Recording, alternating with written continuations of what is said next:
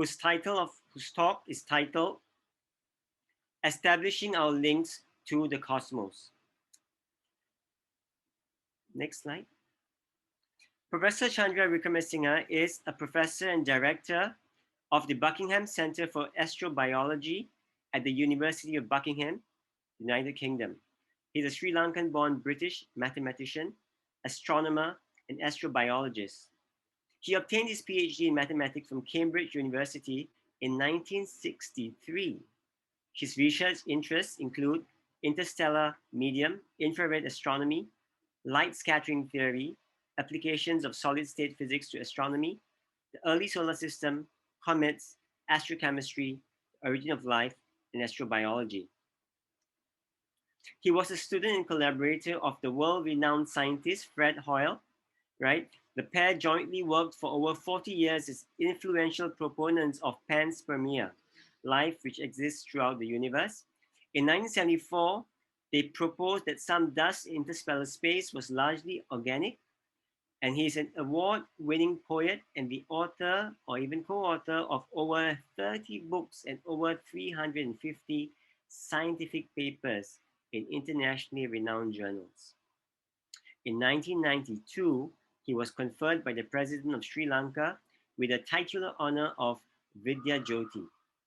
And he was also awarded the International Sahabdin Prize for Science in 1966.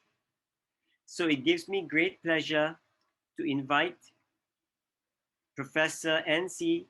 Wickramasinghe to make his presentation. Professor, please.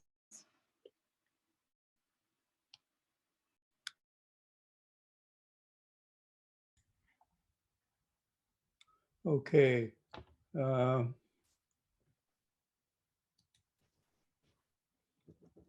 I've got to reach my screen now and try to open the presentation that I have here. Can you see my screen now? No, sir, no.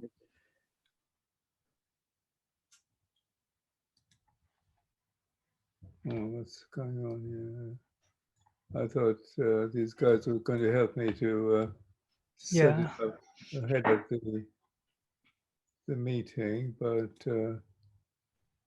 let me... Yeah, we are clicking on share, right? On share screen, yeah. Okay. Yeah. Can you? Yeah, this desktop. Okay, desktop, right? Okay. Yeah. Is it okay now? Yeah, yeah. Yeah. Can you see it now? Can you? Yes, sir. Yeah. You can Okay. make it presentation mode. Yeah. Okay. Can you? Is it okay now? Yes, sir. Yes, sir.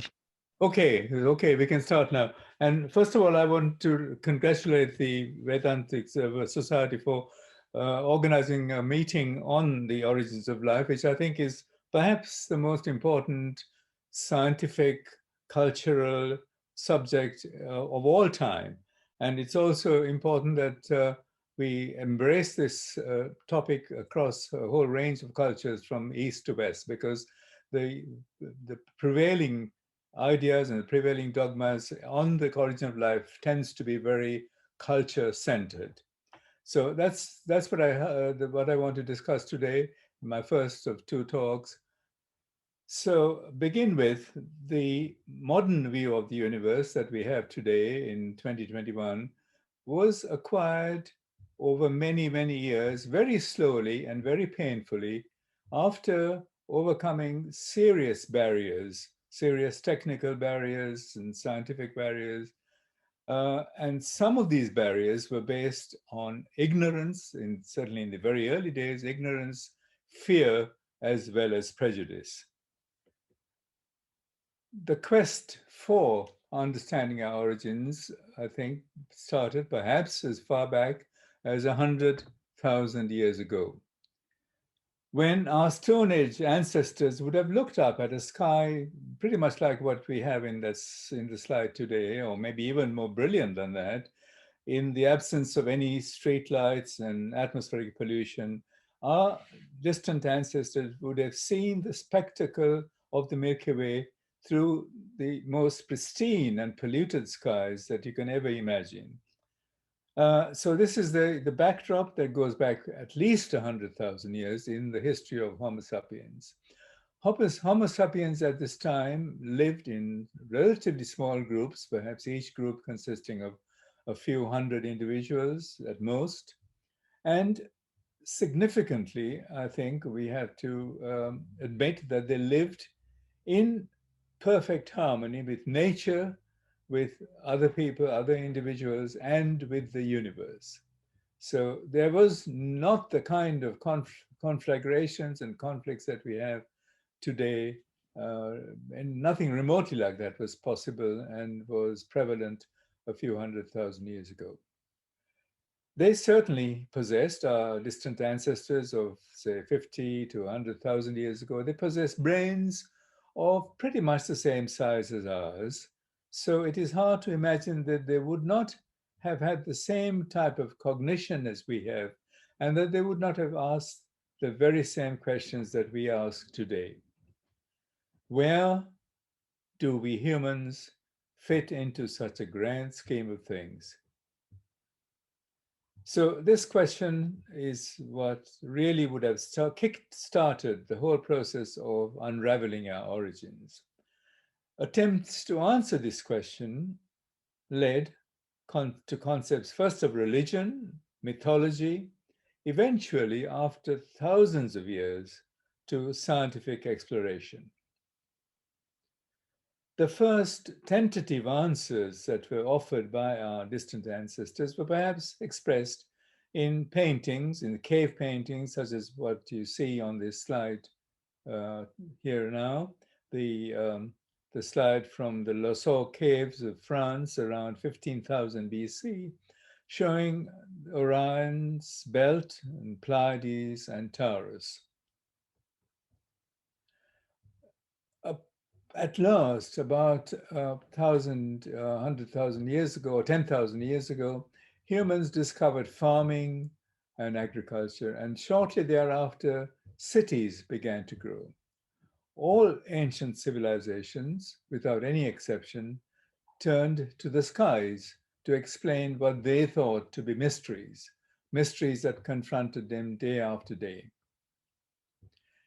They invented the concept of gods. These are our most distant ancestors. They invented this concept of gods, powers that lay outside of themselves, in order to answer the most puzzling, the most baffling questions that existed at the time.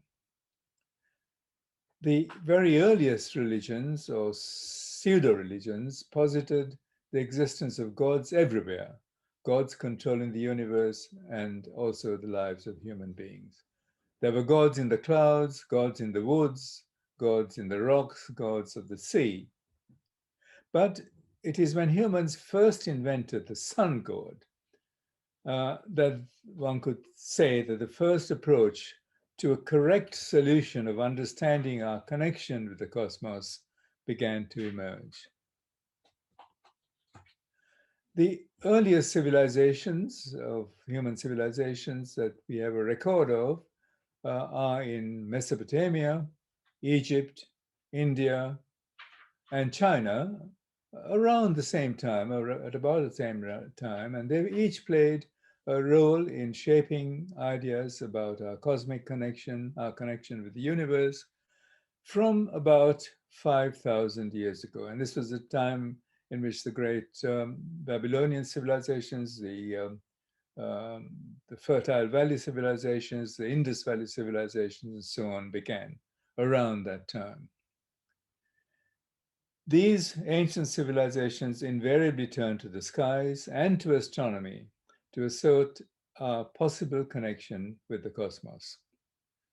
The Epic of Gilgamesh, around 2000 BC, and this is an oral epic at the time. It has been orally transmitted, just like the Vedas were orally transmitted for thousands of years. And it depicts the connection of human life to astronomical phenomena, meteorites, meteors, gods, deluges, floods caused by comet impacts are all part of this very famous and wonderful epic of Gilgamesh, which I recommend all of you to look at or to read in translation if you have not already done so. These are pictures or engravings from the Epic of Gilgamesh, and on the right-hand side is a clay tablet, which was recovered about 100 years ago by a British archaeologist and is now in the British Museum, containing parts of the Epic of Gilgamesh. Babylonian astronomy started around 2000 BC, and Marduk was the patron god of the Babylonians, and this god was equated with Jupiter. And for this reason, because their main god was essentially Jupiter, astronomers had to look at the movements of Jupiter very carefully and diligently plot its path in the sky. And it is very interesting that this process led perhaps to the first discoveries of calculus.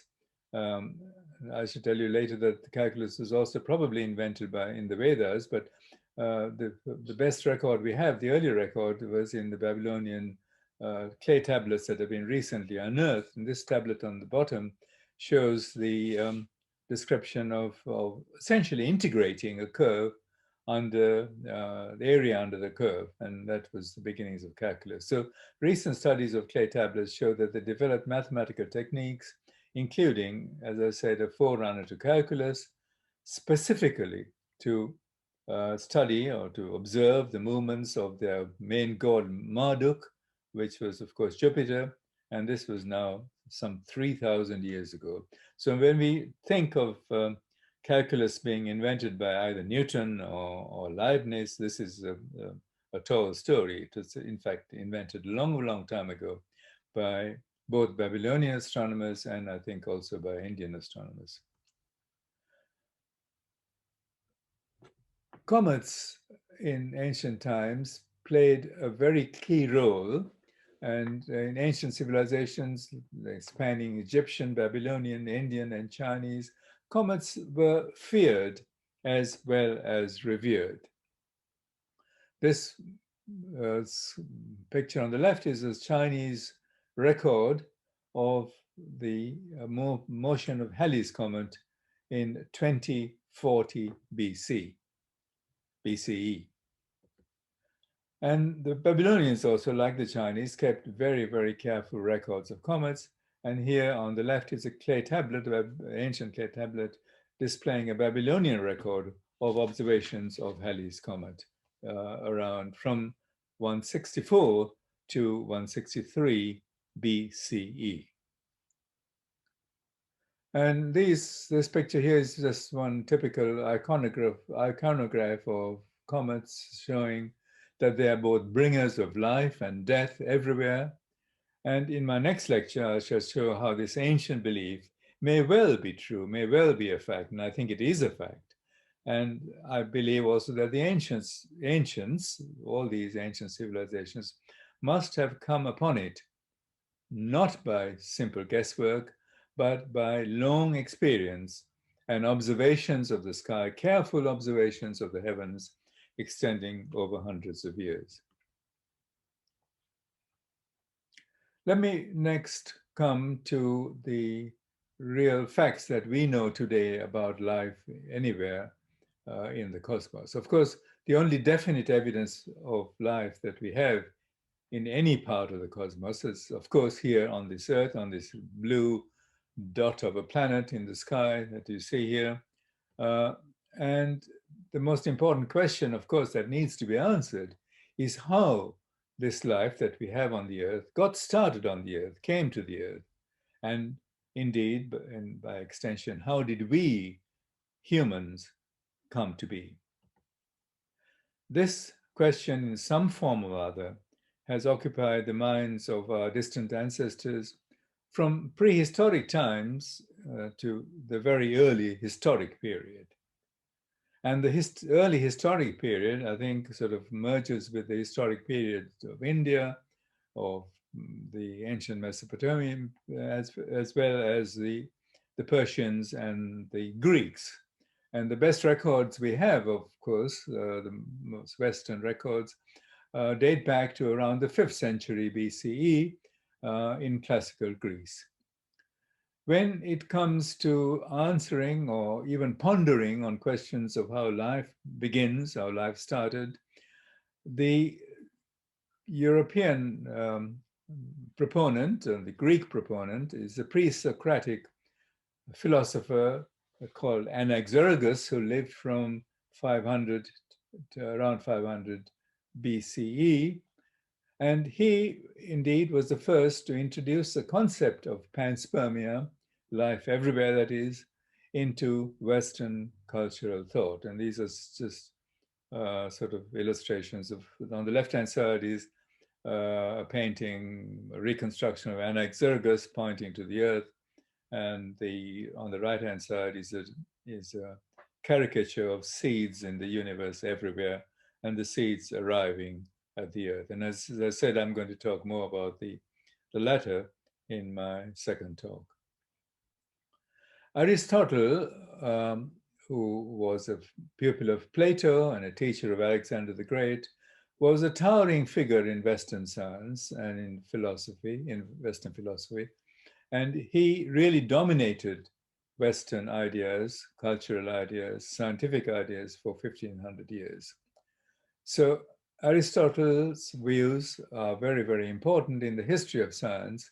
And as far as we are concerned, the important situation that transpired with Aristotle's ascendancy to intellectual power, as it were, was that he thought he could overturn the views of Anaxagoras on panspermia. And this was a very firm belief that he had, that life had to start here on the earth. The earth was the center of all things for Aristotle. And so this was something that is really very deeply entrenched, or became very deeply entrenched in Western cultural thought, certainly in Christendom, as it turned out. He advocated Earth-centered cosmology, as I said, Earth-centered planetary system, the Earth being the center, the planets moving in all sorts of complex orbits and paths around the Earth. It sounds ridiculous to us now, but that was firmly believed at the time, and many philosophers like Ptolemy adopted these ideas. And the ideas of an Earth-centered cosmology, Earth-centered solar system, Earth-centered life was very importantly adopted by Christendom and by the Vatican after the Roman Empire became a Christian empire. Life was also, as I said, implicitly then thereafter, after the beginning of the dawn of the Christian era, implicitly centered on the earth. So this is the backdrop against which we have to contend with at the moment when we try to explore ideas on the origins of life. As I said, for Aristotle, life was confined to the earth, arose spontaneously on the earth, and the earth was also, I stress, assumed to be the center of the universe. And it's a latter position, the earth being the center of the universe, that came to be challenged even in the heyday of Christianity and the Roman Catholic Church.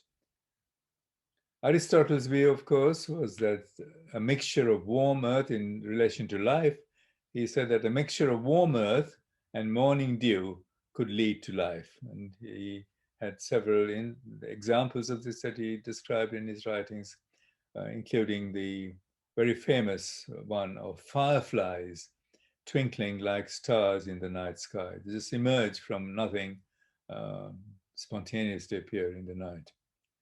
So this Aristotelian view, as I said earlier, flatly contradicted panspermia, flatly contradicted Anaxagoras and Aristarchus and all the pre-Socratic philosophers who took on the idea of panspermia and defended it vigorously for about 100 years. It did not last more than 100 years because Aristotle became very powerful, and his ideas survived in one form or another from about the 3rd century BCE to the present day. And that's a very, very long period for a philosophy to persist almost unchanged, controlling the progress of human thought, controlling the progress of science, constraining the progress of science.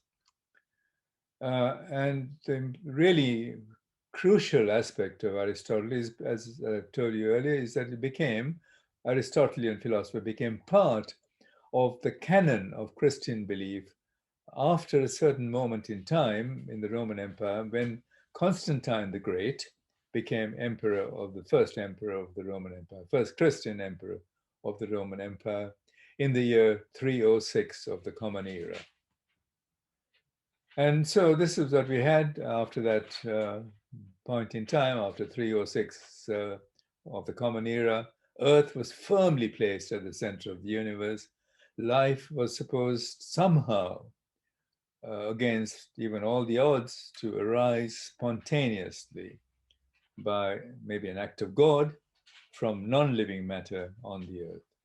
So those are the two Aristotelian principles that crippled science, and dismantling these wrong ideas. And I stress the ideas are distinctly wrong. Certainly the first was wrong. The Earth-centered universe was wrong and admitted to be wrong. Dismantling these ideas against a wall of opposition from the Roman Catholic Church turned out to be very, very difficult. But it defined essentially the whole trajectory of science for a full 2,000 years. So it's a very interesting story in many ways, and it's also a very depressing story that human beings could have lived with the wrong ideas, defended wrong ideas for very, very long periods of time. Let's first look at the Earth-centered universe idea, which is easy to talk about because it was dismantled eventually.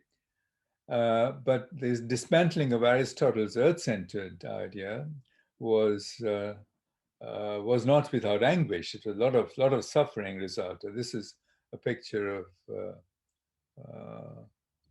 Copernicus, the Polish astronomer Copernicus, 473 to 1543, who developed the heliocentric, the sun-centered model of the solar system, thereby challenging Holy Writ.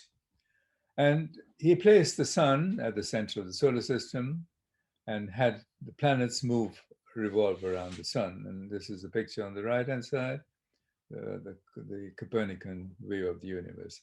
Very simple, very elegant theory, very elegant model, explained all the planetary motions without the hideous complexities that were turning out in the older Ptolemaic Aristotelian theory. But the process, as I said, was tortuous, was long, and involved a lot of suffering.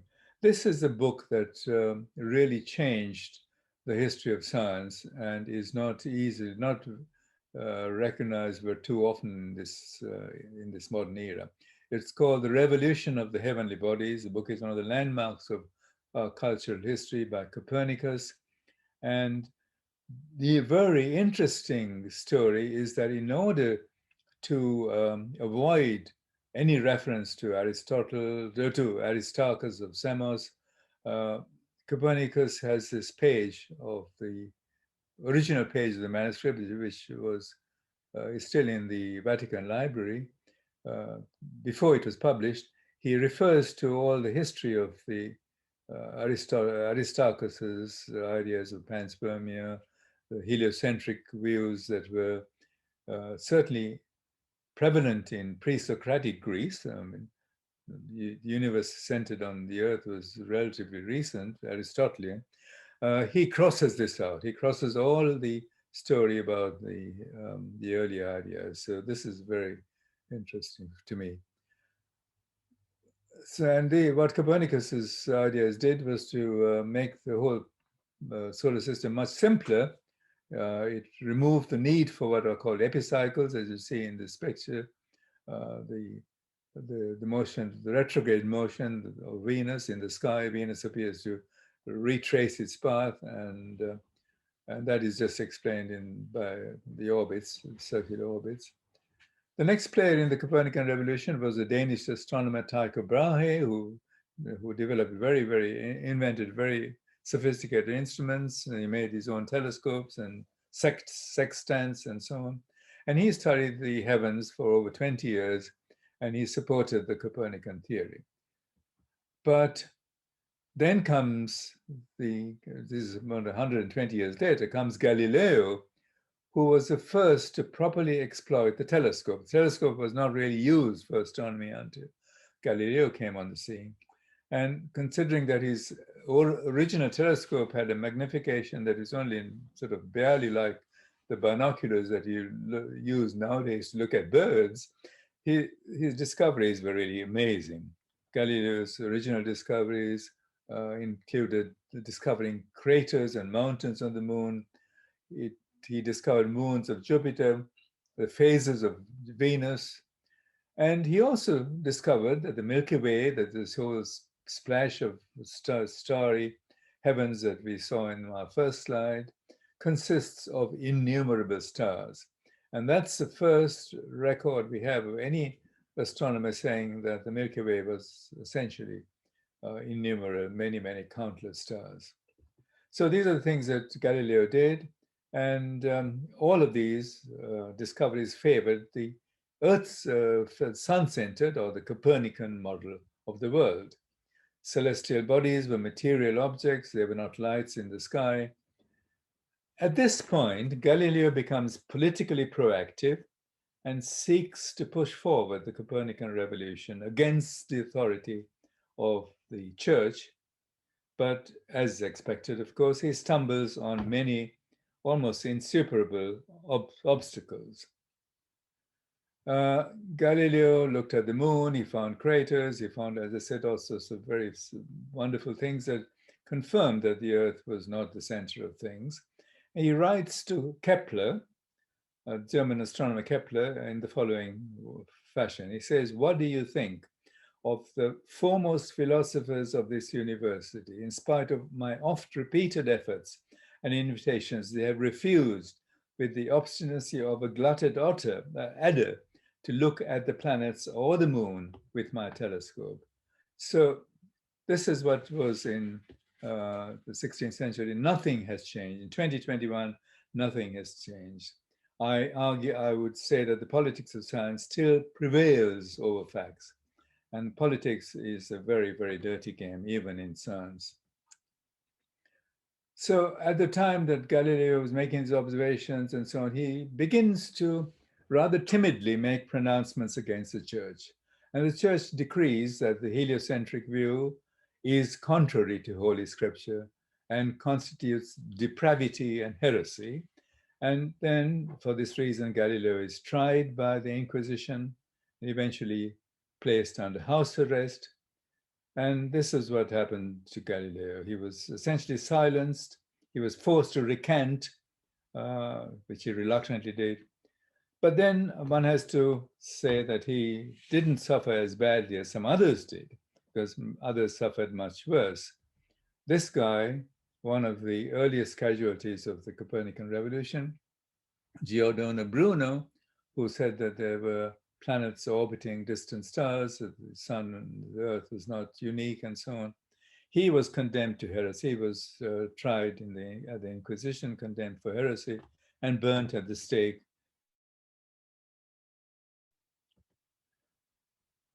Actor in the drama is a German mathematician who used Tycho Brahe's data to compute the actual orbits of the planets. And this was Kepler, Johannes Kepler, 1571 to 1630 of the Common Era. And he discovered that the planets did not go around in circles, orbit the sun in circles, but in ellipses, as you see on this picture here. Kepler's three laws enabled astronomers to figure out the detailed motions of planetary orbits. And But while his theory could predict where a planet could be on any given day, he, of course, had no idea what made them move in almost circular orbits. He correctly produced explanations and understanding of how the planets moved and how the sun was the center of the planetary system or the solar system, but he could not understand, he could not explain how the planets moved, what held the planets in their orbits.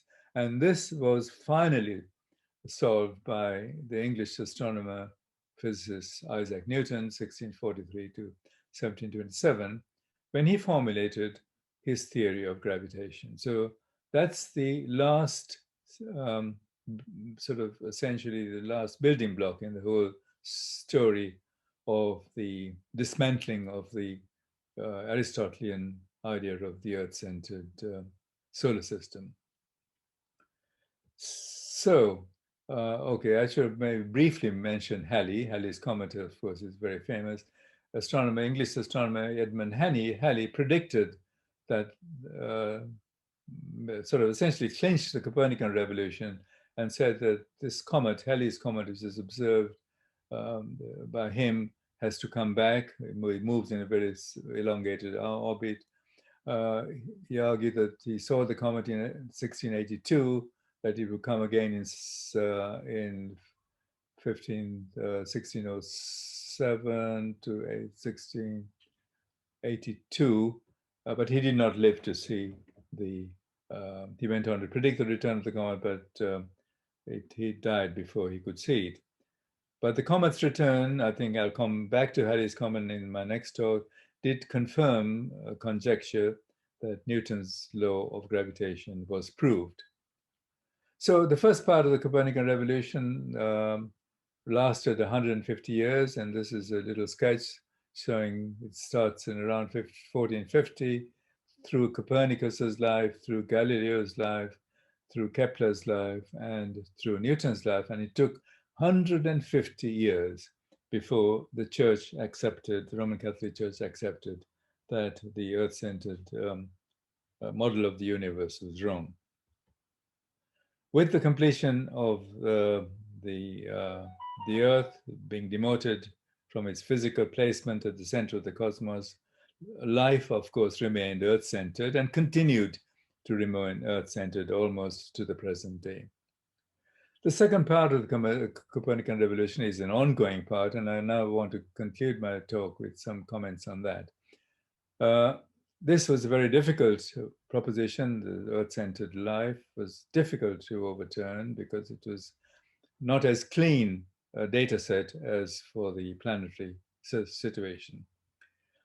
It involved a long succession of struggles, denial of facts, and such denials of facts unfortunately continues even to the present day. With the dawn of civilization, as I said about 2,000 years ago, and at the beginning of my talk, a great divide arose between the West and the East. The West was dominated by Christendom. The East was dominated by Hinduism, Buddhism, Confucianism, and so on.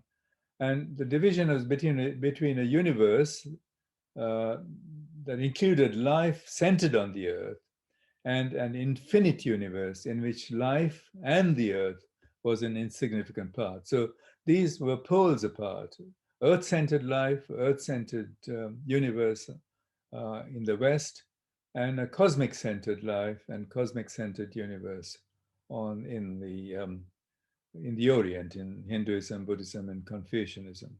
So this is the dichotomy that arose and continued to plague the history of ideas for many years.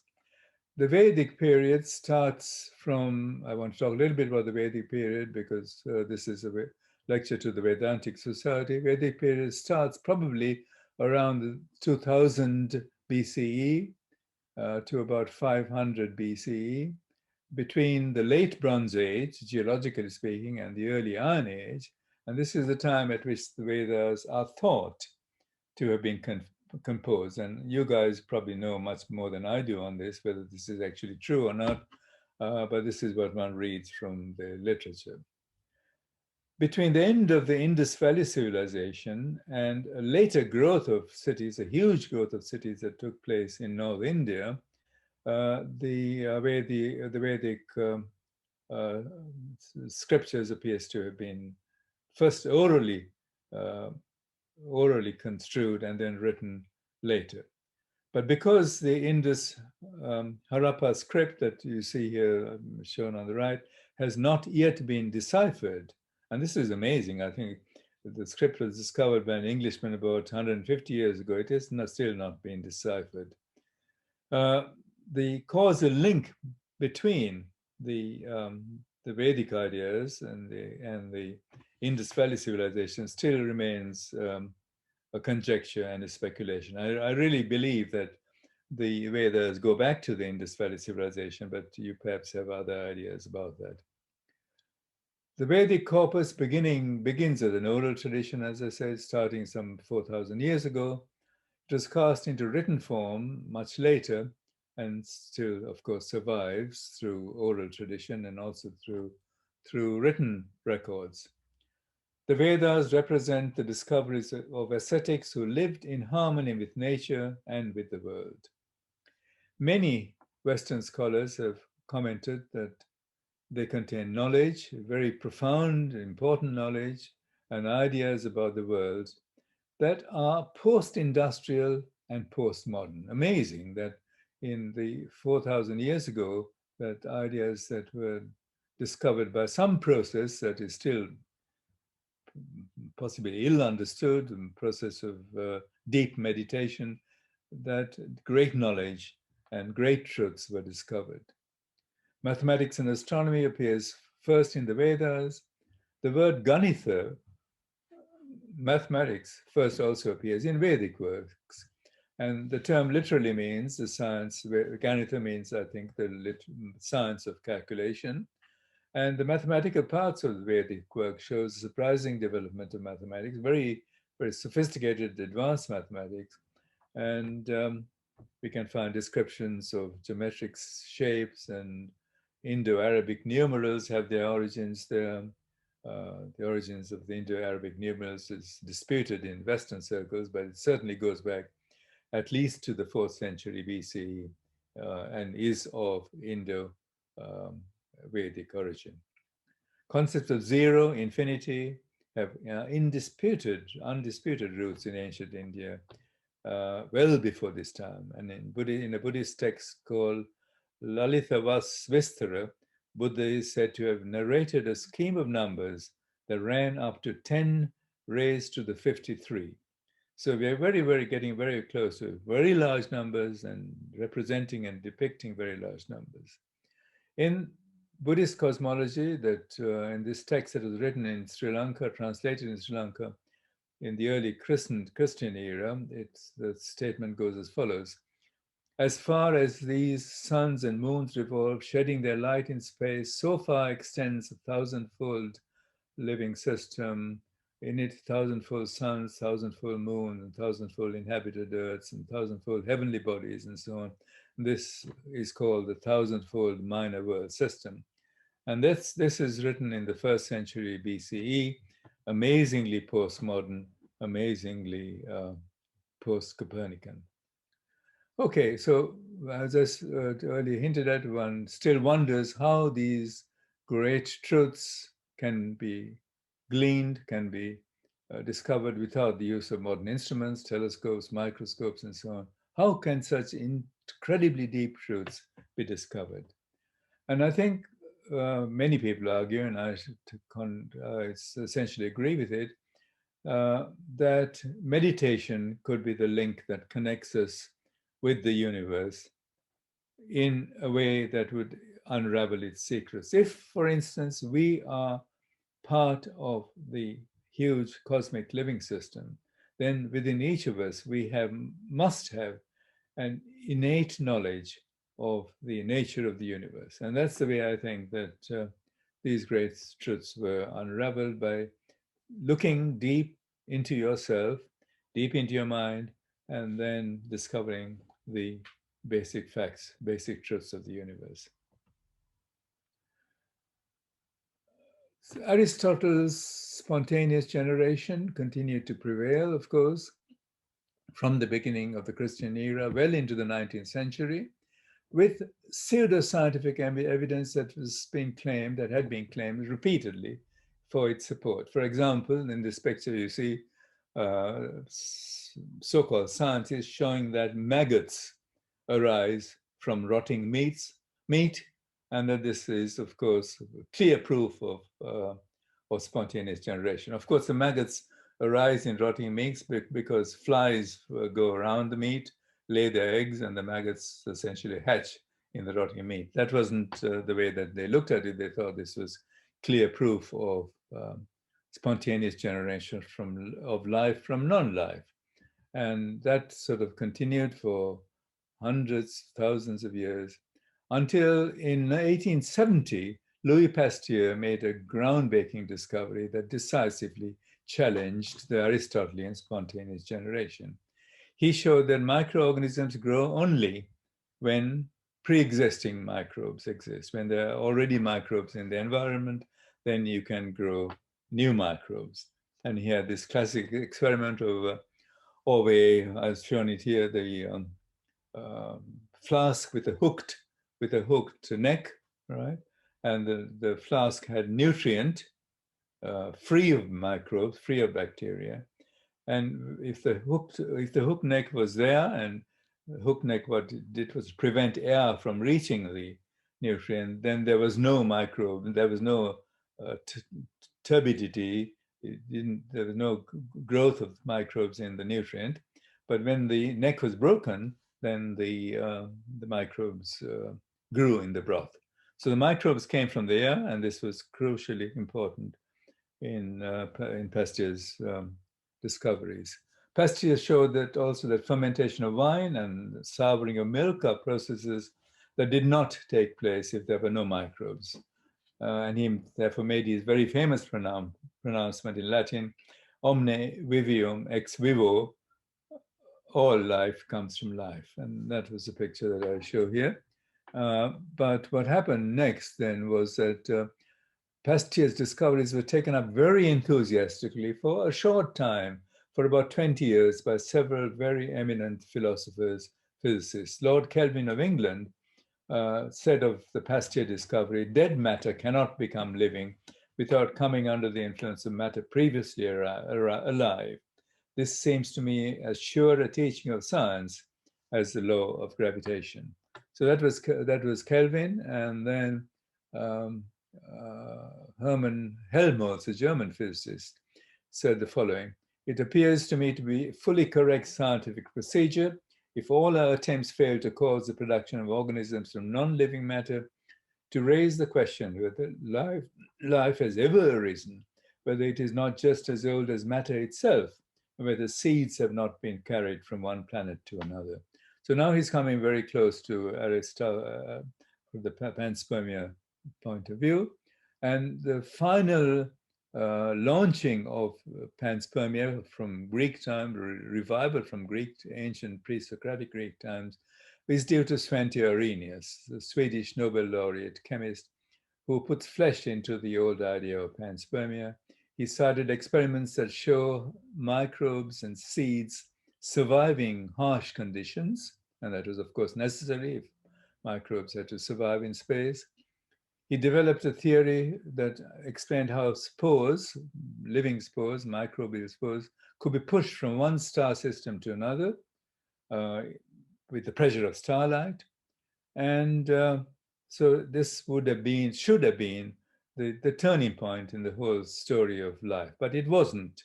Spontaneous generation dies very hard. It re-emerged in the form of a primordial soup on the earth. And arguments for maintaining that bacteria will survive in space that Arrhenius and other people had cited for decades was challenged. But of course now, in the 2000 AD, we know that bacteria survive space with no problem. They are ideally suited for space travel. But what really happened, I think, in terms of recovering the old Aristotelian uh, spontaneous generation and keeping the agony of it going even to the present day was the publication of Charles Darwin's 1959 book on the origins of species.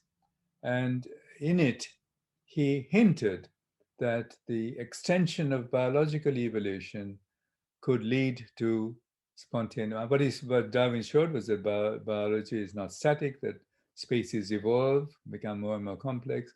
And so by extending that process of elaboration, of getting more and more complex structures formed, even before life started, Darwin played a crucial role. In 1871, he wrote this letter to his friend Joseph Hooker, and I've got a picture of the letter there, his envelope, and Hooker and Darwin essentially in a painting.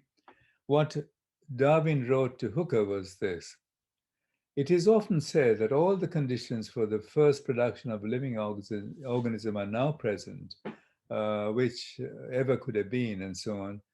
But if, and oh, what a big if one could conceive in some warm little pond all sorts of ammonia and phosphoric salts, light, heat, electricity, etc., that a protein compound was chemically formed, ready to undergo still more complex transformations, and so on and so forth." So Darwin's extension of his evolution to chemical evolution was really the turning point in this unfortunate story of a continuation of the wrong ideas of biology. And led to abiogenesis. It led to the Western theory, that is the Eurocentric theory that still dominates now. In the 20th century, Haldane and Perrin took up the challenge of life everywhere on the earth. And their first step, they suggested, was to make organic molecules, because the Earth's atmosphere did not or could not have had organic molecules at the beginning. It was an oxidizing atmosphere, so they had to make organic molecules.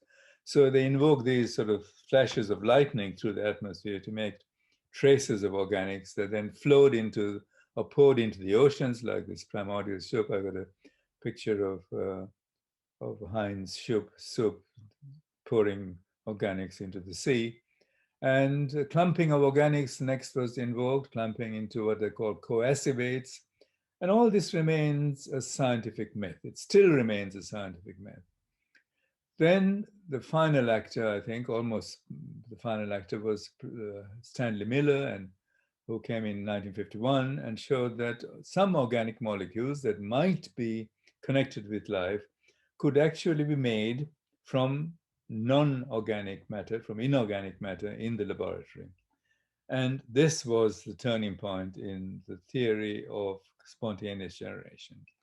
Of course, organic molecules are a far cry from life, but it was not seen as such in the year 1951. The probability of the molecules being assembled, molecules are okay, even say enzymes being formed from random processes can be estimated. And for the very simplest microorganism, which is called Mycoplasma genitalium, the probability that the amino acids would assemble into a living structure, into a viable protein-laden microorganism is 1 in 10 raised to the 5,000. And the total number of atoms in the entire universe is only 10 raised to the power 80. So this is an absolute non-starter. The progression from molecules, amino acids, to the simplest bacterial life involves super astronomical improbabilities. So how on earth could this be even defended? It was defended because it was a return to pre-Copernican, Aristotelian papal edicts of the Middle Ages. I won't go into this. This is an image that I constructed of a tornado blowing through a junkyard. Putting together a Boeing 747 is one of Fred Hoyle's and mine analogies to say how ridiculous it is that that simple molecules could just assemble themselves into a living system.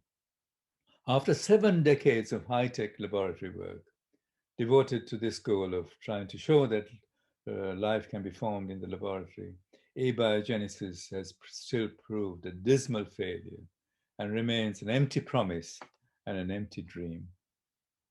Inescapable conclusions are the following.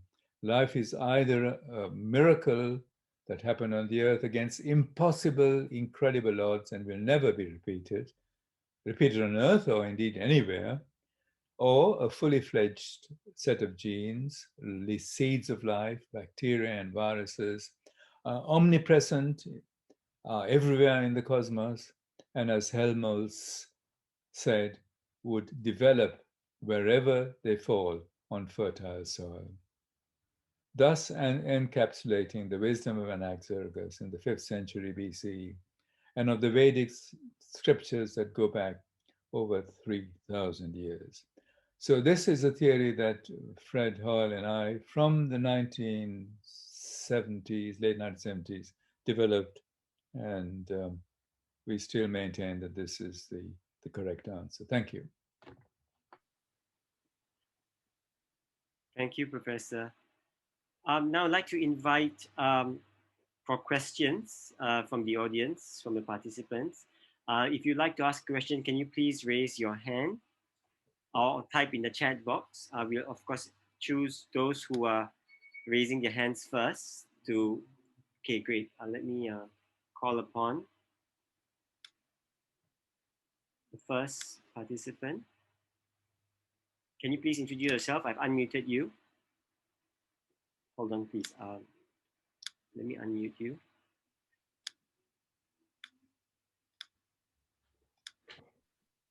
SK2012. Prabhu, Yes, excuse me. Niket. Yeah. Niket? Yes, hello. Yes. Yeah, Yes, please. You are can you audible. hear me? Yeah. Yes, like my question is this, uh, means Vedas termed postmodern. Like, can you explain what do you mean by postmodern? Because we already live in modern world. Then what is postmodern? Since Veda is already written thousands of years ago. So Well, what is postmodern in this? postmodern. I mean, in my own lifetime, I was born in 1939. The world was so different from what it is today. I wouldn't be able to even imagine that I could communicate like this on Zoom or something across the halfway across the world. So the world is rapidly changing, and what by postmodern I mean maybe a world that is sort of 100 years from now, when people have relinquished or thrown aside their prejudices about the correctness of spontaneous generation or the need for spontaneous generation and look at the facts. And the facts are all that I think the Vedas have looked at, in the Vedantic traditions, in the ancient people looked at facts. They invented models also, but I think the facts were the dominant process of evaluation of the universe. The facts are there, they tell you what the world is, and the way that the facts sort of hang together is important, and it's important to see in the way that it is without just distorting the facts to suit a pre-existing set of ideas. That's what I mean by postmodern. Postmodern means that even it is beyond our present recognition of what is true in the world. There may be, for example, I mean, yoga and meditation and so on is coming into fashion and into vogue in many parts of the world today. But if you go back 10 or 20 years, this was regarded as being just an outrageous sort of heathen tradition that has to be regarded as being primitive. So I think re-evaluation of ancient ideas is what I meant by postmodern. Re-evaluation that happens against the backdrop of new facts emerging, new technologies emerging, and so forth. I mean, the nature of consciousness, as I think my late colleague has written, Sudipta Ghosh, whom I really should have dedicated this talk. I think we really sadly miss him. He was there last time when I spoke to you. He was, I think he even chaired the meeting.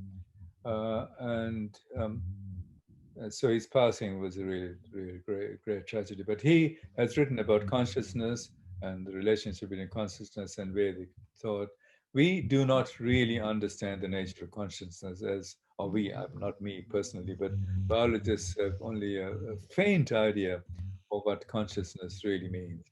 Uh, they can tell you whether you're unconscious or conscious in a medical sense, but what is the nature of consciousness?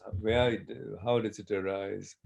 Is it extrinsic to the organism? Is it extrinsic outside of the human um, set of human cells, or is it something that is a property that essentially comes as a result of these cells getting together?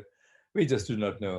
I think questions like that would perhaps come nearer to being answered, say 50 or 100 years from now. And it may converge with Vedic thought. Yes.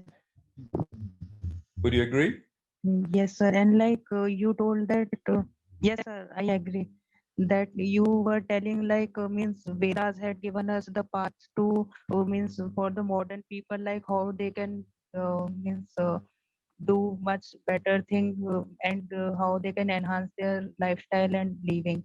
So Vedas had given the paths for us to travel ahead. Um, and it had already, I think, predicted like what should be the next step. Like it was means omnipresent. Like it could, I think, predict the future also, like how it should be and Yeah. what has to be followed. Like these scriptures were already. And sir, like you told that this chemicals and all like microorganisms were formed because of some lightning and some discharges, chemical reactions, then chemical bond kind of. But my question is like how then RNA arose? Like because RNA is the building block, then DNA comes, then all the essential cell organisms come. So like how RNA arose first, then DNA become by application, and also how RNA was there in this model. Well, I don't think any of those things formed on the earth. I think that it was pre-existing. The universe is already given with life. It's almost equated. The cosmos starts with life, and all of the basic components of life, which is the information of life, the RNA, the DNA, the living cells. I think they are as old as the universe itself.